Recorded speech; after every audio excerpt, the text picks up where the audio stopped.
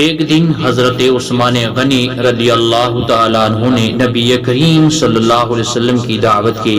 جب نبی کریم صلی اللہ علیہ وسلم حضرت عثمان غنی کے گھر تشریف لے جا رہے تھے تو حضرت عثمان غنی آپ کے پیچھے پیچھے چل رہے تھے اور آپ صلی اللہ علیہ وسلم کے قدموں کی تعداد گن رہے تھے۔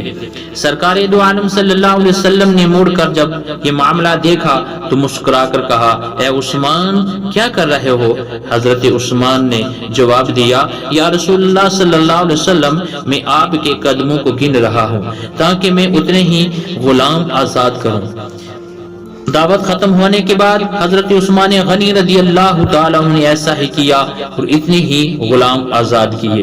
حضرت علی کرم اللہ وجہ الکریم اس دعوت سے متاثر ہوئے اور گھر آ کر حضرت فاطمہ رضی اللہ تعالیٰ سے اس دعوت کا ذکر کیا۔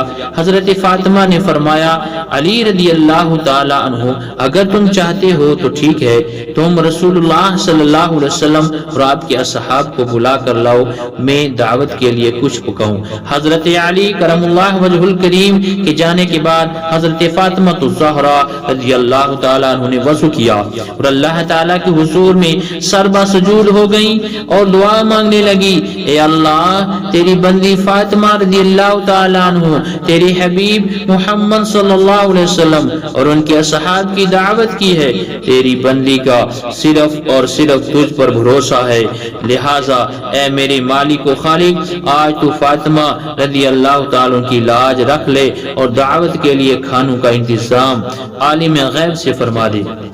سیدہ فاطمہ رضی اللہ تعالیٰ عنہ نے یہ دعا مانگ کر ہانڈیوں کو چولہوں پر رکھ دیا۔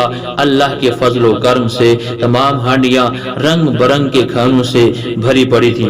جب سرکار دو عالم صلی اللہ علیہ وسلم اپنے اصحاب کے ساتھ تشریف لائے تو حضرت فاطمہ نے ہانڈیوں میں سے ڈھکن اٹھا کر کھانا ڈالنا شروع کیا۔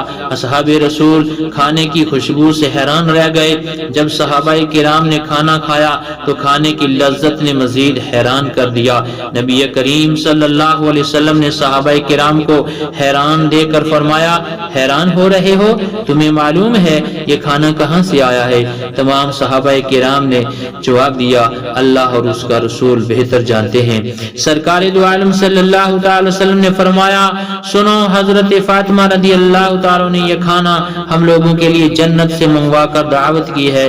اس کے بعد حضرت فاطمہ رضی اللہ تعالی عنہ پھر سربا سوجود ہو گئیں اور اسی طرح دعا مانگنے لگی، اے میرے مالک، اے میرے پروردگار، حضرت عثمان غنی رضی اللہ تعالی عنہ نے تیرے محبوب کے ہر قدم کے بدلے ایک غلام آزاد فرمایا تھا۔